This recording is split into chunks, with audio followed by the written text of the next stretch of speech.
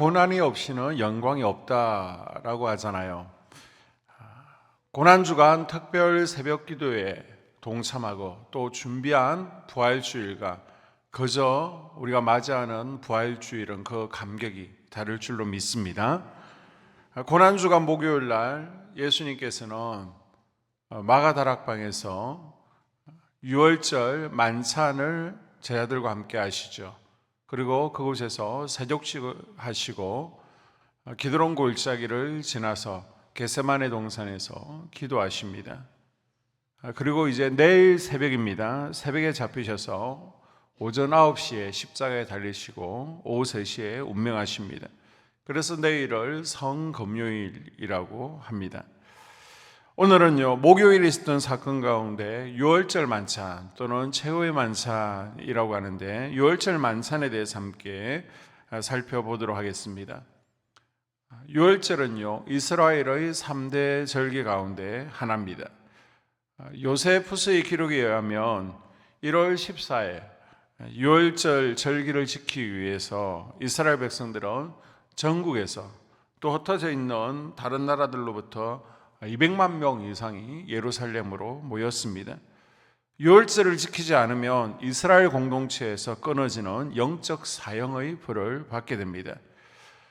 유월절 준비의 가장 하이라이트는 지방 구석구석을 뒤지면서 누룩을 제거하는 것입니다. 이스트가 들어있는 비스켓, 빵 같은 것을 장롱 또 소파 다 제거합니다.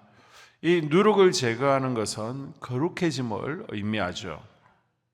고난주간을 맞이하여 더 거룩해지는 우리가 될 수 있기를 바랍니다.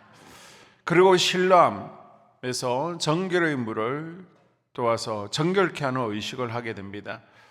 우리가 구정 명절 전에 목욕하는 것과 비슷한 의미입니다. 그래서 이 유월절 기간에 이미 정결 의식을 한 사람들은 도로 중앙으로 다닐 수 있습니다.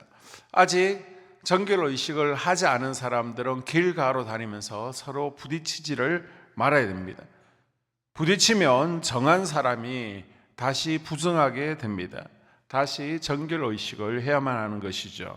그래서 여러분이 고난주간 부정적인 사람들하고 부딪히게 되면 그 사람이 나를 통해서 정결해지고 깨끗해지는 것이 아니라 내가 부정해지는 것을 기억하십시오. 그래서 가능하면 우리가 가야 할 곳과 가지 말아야 될 곳을 구별할 수 있어야 되고요, 해야 할 일들과 하지 말아야 될 일들을 구분해야 됩니다. 더 거룩하게 준비해서 신랑 되시는 어린 양 예수 그리스도의 부활을 준비하는 우리가 될 수 있기를 바랍니다. 유월절이 뭐예요? 유월절은 이스라엘 백성들이 노예 생활하던 애굽 땅에서 하나님의 은혜로 구원받아 출애굽한 것을 기념하는 절기입니다. 출애굽기 12장에 그 유월절의 기원이 설명되어 있죠. 오늘 저녁이 심판의 날이라고 생각해 봅시다. 오늘 밤에 죽음의 천사가 애굽 온 지역을 다니면서 어린 양의 피가 없는 모든 집의 장자들을 죽이게 됩니다. 그래서 그 진노를 피하기 위해서 험이 없는 양을 잡아서 그 피를 자기 집 문설주와 임방에 발랐습니다. 죽음의 천사가 그날 밤에 애굽의 모든 처음 난 것 장자를 칠 때에 문에 양의 피를 칠해 놓은 집은요, 그 집에는 재앙이 죽음의 천사가 임하지 않고요, 패스오버 넘어가게 됩니다. 그래서 유월절은요, 유월 패스오버 재앙이 넘어간다라는 의미를 가지고 있습니다. 이 죽음에서 구원받은 것이 유월절이죠. 그런데 이 유월절은요, 죽음에서 우리를 구해 주실 어린 양 예수 그리스도의 모형입니다. 유월절은 애굽에서 구원받은 사실을 기념하는 해방절인 동시에 표상이라는 것입니다. 표상이 무엇입니까? 앞으로 나타날 것을 미리 보여주는 것인데 뭘 보여주는 것입니까? 바로 유월절 어린 양은 예수 그리스도의 모형이라는 것입니다. 하나님께서 앞으로 모든 것을 심판하는 날이 올 것인데 모두 죽습니다. 심판받습니다. 그러나 어린 양이신 예수 그리스도의 피로 덮여진 사람은 누구든지 상관없이 죽음이, 심판이 넘어갈 것을 보여주는 것입니다. 흠없는 어린 양은 죄 없으신 예수 그리스도를 상징하죠. 이사야서 53장 6절 이하, 요한복음 1장 29절, 고린도전서 5장 7절은요, 예수 그리스도를 가리켜 유월절 어린 양으로 묘사하고 있습니다. 이 유월절 양은요, 뼈를 꺾지를 않습니다. 하나님께 드려졌기 때문입니다. 십자가 처형할 때 로마 군인들은요, 십자가에서 죄수를 내린 후에 확인 사살을 하기 위해서 다리뼈를 꺾는 게 보통입니다. 예수님과 함께 했던 두 강도는 다리뼈를 꺾었습니다. 그러나 예수님의 뼈는 꺾지 않았습니다. 예수님께서 친히 십자가에 달려서 하나님께 드린 유월절 어린 양이 되셨기 때문입니다. 양을 잡고 피를 바르는 것은요, 그리스도의 십자가 사건을 상징합니다. 유월절 핵심은 어린 양의 피를 발라서 죽음의 재앙을 넘어가는 것이죠. 피가 재앙을 막는 것입니다. 십자가에서 예수님께서 쏟으신 물과 피로 우리를 지옥 가게 하는 죄로부터 씻어 주셨습니다. 그리고 주님의 피는요, 우리가 날마다 죄를 지어도 죄가 없는 것처럼 덮어주시는 것입니다. 예수님의 보혈은 죄로부터 자유케 하는 능력이 있습니다. 예수님께서 태어난 곳이 어디시죠? 베들레헴입니다. 베들레헴은 유월절에 사용할 양을 생산해서 공급하는 곳입니다. 예수님께서 그냥 베들레헴에서 태어난 것이 아니라 어린 양으로 바로 이곳에 태어나신 것입니다. 예수님께서는 유월절 어린 양이 되기 위해서 종려주일 직접 예루살렘에 올라가시고요, 십자가에서 피를 흘리심으로 유월절 제물이 되어 주셨습니다. 유월절 어린 양을 성전에서 도살하게 되는데요, 그 시간이 오후 3시경 정도 되어집니다. 예수님께서 어린 양으로 죽으신 시간도 오후 3시쯤 되는 것이죠. 예수님께서는 흠없는 어린 양으로 피를 흘리셔서 하나님의 진노를 받을 수밖에 없는 우리를 죽음에서 구원해 주시고 출애굽시켜 주셨습니다. 이 사실을 아는 것으로만 안 됩니다. 나도 예수 그리스도의 피를 바르고 죽음에서 구원받아야 됩니다. 이제 내 인생의 주는 저 애굽의 바로가 아니라 예수님이라고 고백할 수 있어야 됩니다. 세상 애굽에 있는 것이 아니라 우리가 출애굽해서 하나님 나라를 향해 나가고 또 예배자로 살아야 됩니다. 이것이 유월절 사건이 우리에게 주는 교훈입니다. 그리고 유월절 만찬은요, 혼자 하는 것이 아닙니다.